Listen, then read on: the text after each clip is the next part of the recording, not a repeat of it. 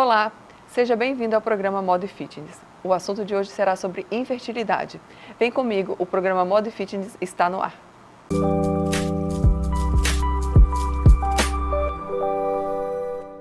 Cerca de 15% da população mundial sofre com problemas de infertilidade, isso segundo os números da Organização Mundial de Saúde. Para falar sobre o assunto, hoje eu recebo os ginecologistas doutora Madalena e doutor Érico. Sejam bem-vindos. E eu já entro com a pergunta. Esse é um problema que atinge toda a população ou tem uma faixa etária? O que vocês têm para estar falando para a gente sobre essa parte da infertilidade? Bom, na verdade a infertilidade ela pode acometer qualquer faixa etária, né? Obviamente existem alguns grupos de risco que a mulher ela é desprovida, digamos assim, de um tempo reprodutivo muito longo. Então, quanto mais velha a mulher, principalmente depois dos 35 anos, maior a chance dela ter algum quadro de infertilidade. Sim. Nos homens, essa meia-vida fértil, digamos assim, é um pouquinho mais longa, até os 50 anos. E como a pessoa pode ser considerada infértil? Então, a infertilidade diagnosticada, a gente coloca como conceito de infertilidade 1 ano de tentativas sem sucesso, sem gravidez. Mas esse período diminui para 6 meses se a mulher tiver mais de 35 anos. Aí daí você já começa a fazer um trabalho, um tratamento de... Isso, é mais porque também a mulher, a partir dos 35 anos, já começa a perder a vida fértil, né? O tempo que ela tem agora vai só diminuindo, então a gente diminui. Aí vocês começam a investigar se há a possibilidade de ser infertilidade ou não, é esse o protocolo? Não, a gente já começa a investigar a infertilidade. A partir de 1 ano de tentativas, um casal tendo relações sexuais com frequência, já começa a investigar a infertilidade. Obviamente tem aqueles casos onde a mulher já tem o conhecimento de alguma doença prévia, tem uma endometriose, tem ovários policísticos, ou seja, um ovulo todo mês. Sim. Essas mulheres já carecem de uma investigação melhor e de um tratamento, não precisa esperar esse tempo para começar a investigar. Ou o homem foi operado de varicocele, ou sabe que tem algum problema no espermograma, já, logicamente, assim que já despertar o desejo de engravidar, já se começa a investigar, não espera esse prazo. Essa seria uma das minhas perguntas. As mulheres se culpam muito por não conseguirem engravidar, né? Às vezes, 90%, digamos assim, das pessoas, pelo menos que eu conheço, elas se culpam, acham que o problema é só elas. A sociedade geral, né? Na verdade, isso acarreta também os homens, né? E como é que isso é diagnosticado? Na verdade, porque a causa masculina, os problemas com os homens, é subdiagnosticado. Né? É comum a gente encontrar no consultório homens que não vão na consulta, então a gente acaba investigando apenas a mulher. Se você for buscar na literatura porcentagem de infertilidade, vai estar lá, 35% causa masculina. Mas porque antigamente a gente só fazia um espermograma, um simples espermograma para diagnosticar ou não problema com o homem. Agora, como os exames estão evoluindo, alguns outros métodos de exames, tem se falado em meio a meio, 50% causa masculina e 50% causa feminina. Mas ainda tem um preconceito muito grande dos homens de irem na consulta, quando precisam passar por algum procedimento cirúrgico, quando precisam ser encaminhados para um outro especialista, é um pouquinho ainda, tem um preconceito por trás ainda. Tem, né? Então, a partir de qual idade seria o ideal a mulher estar verificando, as mulheres que pretendem, né, ter filhos, se ela está no estágio... no caso, se o ovário dela ou se os óvulos são óvulos saudáveis, a partir de qual idade seria indicado para poder estar fazendo essa investigação, no caso?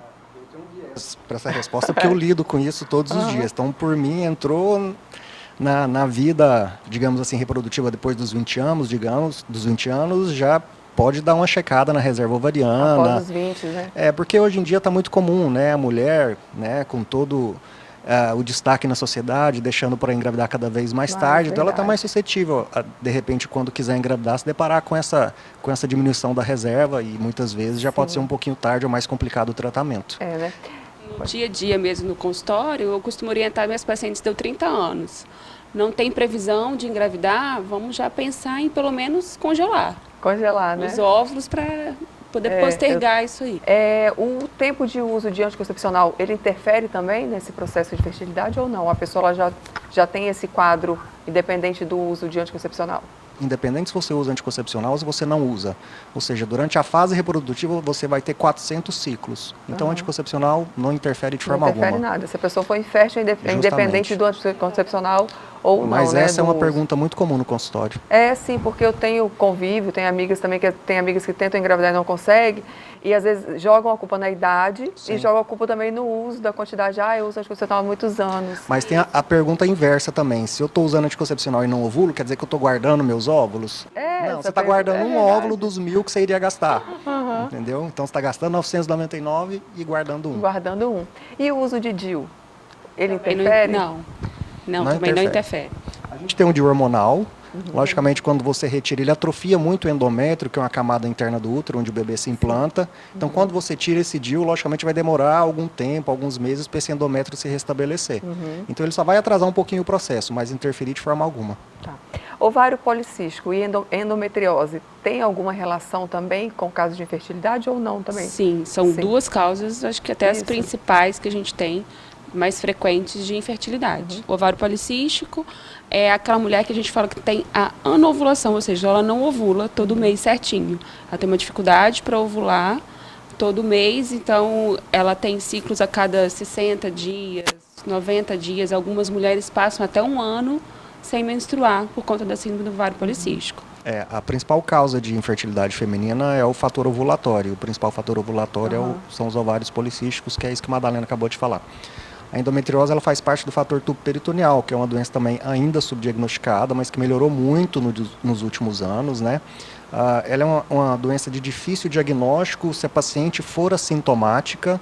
Você só faz o diagnóstico, ou se você fizer uma videolaparoscopia, uma ressonância em boas mãos, porque tem muita mulher que tem endometriose e é assintomática e é infértil por conta dessa endometriose.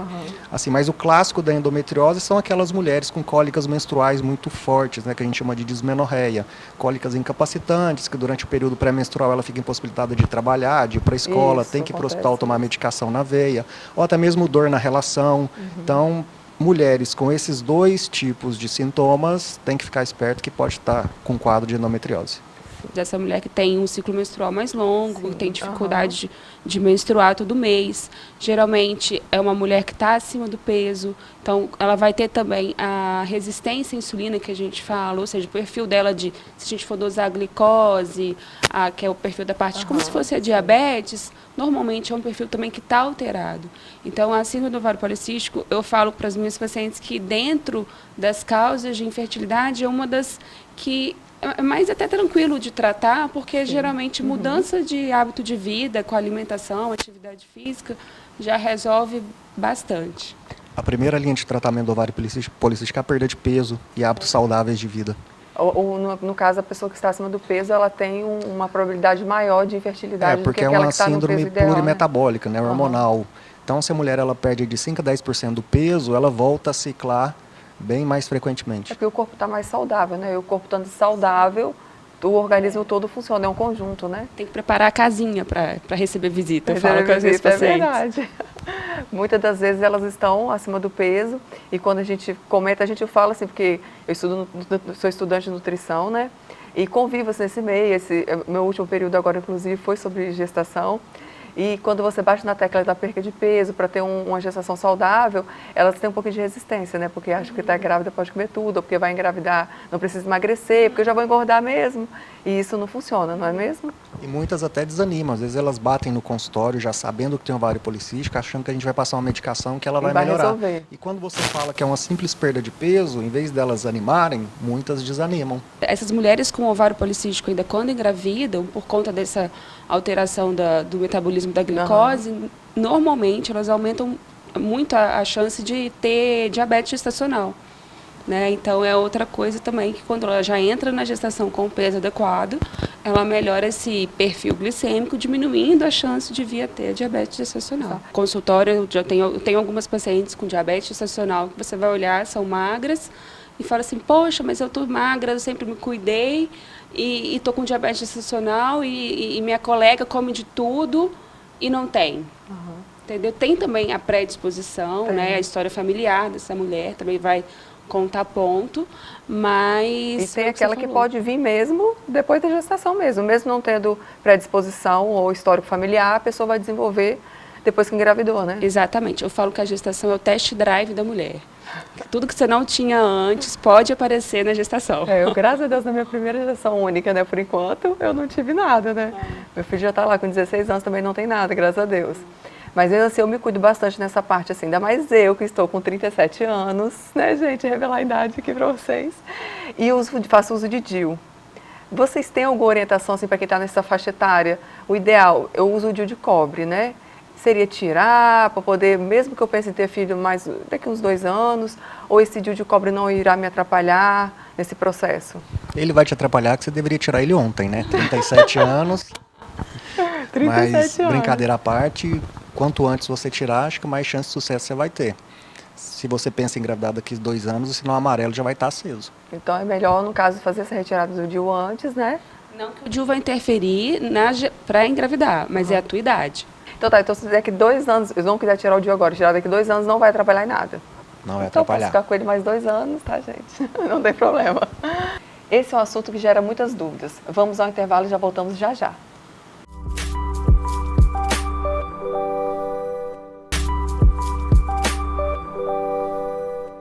Estamos de volta com o nosso programa e continuamos falando sobre infertilidade. Dr. Érico é referência aqui na região e irá falar para nós quais são os métodos indicados para quem não consegue engravidar. Primeiro, tem que se fazer uma investigação individualizada, sempre do casal e de preferência concomitantemente, né? Com relação a tratamentos, existem, eu digo assim, dezenas. Vai desde uma regulagem de algum hormônio, né? Ou uma paciente que é anovulatória entrar com alguma medicação para ela ovular, tipo pacientes com ovário policístico, que falamos no bloco passado, entrar com alguma medicação que diminui essa resistência periférica à insulina, ela volta a ciclar com mais frequência, até tratamentos como a FIV, né, que é a fertilização in vitro, que é o tratamento aí mais complexo. Essa pergunta eu ia fazer. Qual a diferença entre inseminação e fertilização? A inseminação, você vai estimular essa mulher a produzir os óvulos dela e o sêmen do homem vai ser colocado, depois de preparado no laboratório, a gente fala de capacitação, né, vai selecionar esse sêmen e ele vai ser colocado dentro do útero da mulher. Sim. E aí esse encontro do óvulo com o espermatozoide vai acontecer dentro do útero, dentro do corpo da mulher. A fertilização não, você vai estimular essa mulher também a produzir esse óvulo, e esse óvulo vai ser captado e vai ser levado para o laboratório.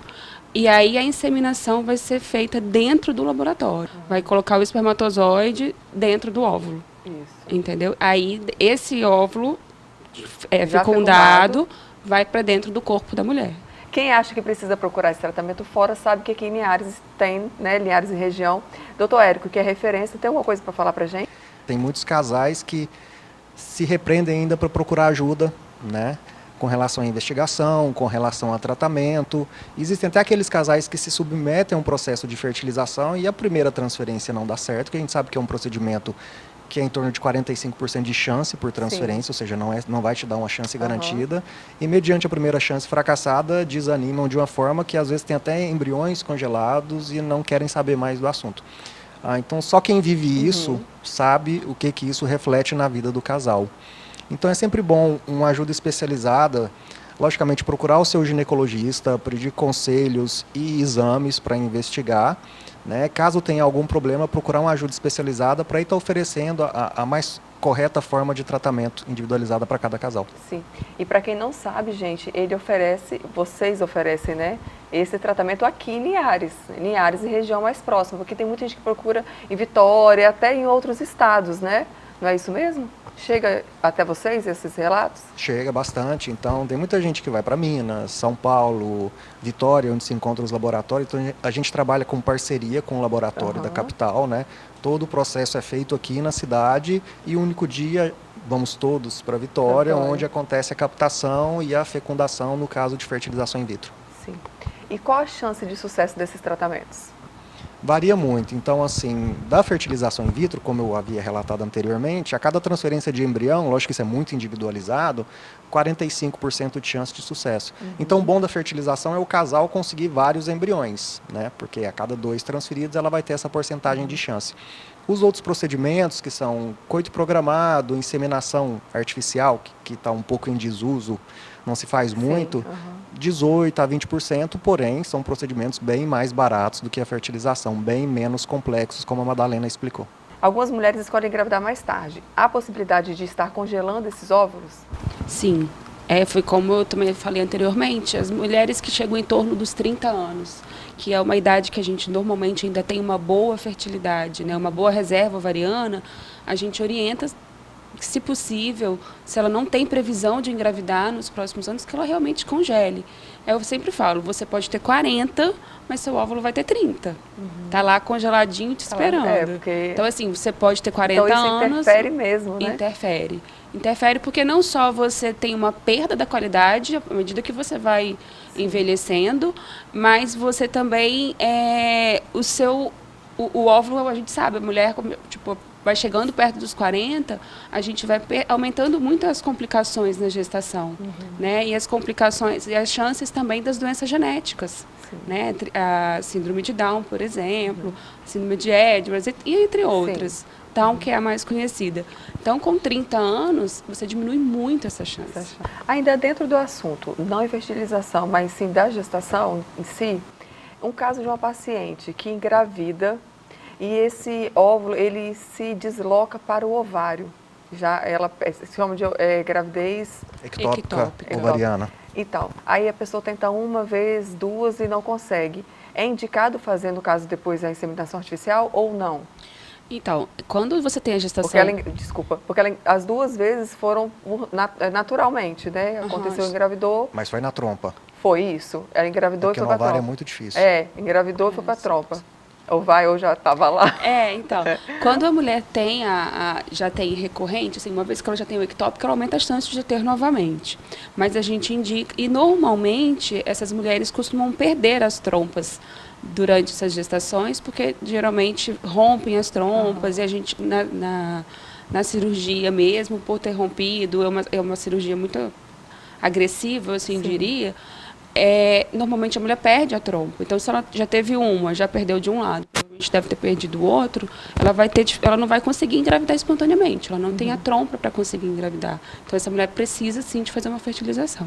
Acontece que na gravidez natural, a fecundação, que é o encontro do óvulo com o espermatozoide, ele ocorre na trompa, aí depois que o embrião vai para a cavidade uterina. Então, se você tem uma gravidez nas trompas, ela não foi, ou seja, um defeito da trompa, que ela tem cílios, desses movimentos ciliares, que não consegue jogar o embrião para dentro do útero. Então, se a mulher teve uma gestação ectópica, ela tem 30% de chance de ter uma segunda gravidez ectópica. Então, a fertilização já corrigiria isso, porque o embrião já vai direto para o útero, não necessitando das trompas. Tem alguma dica,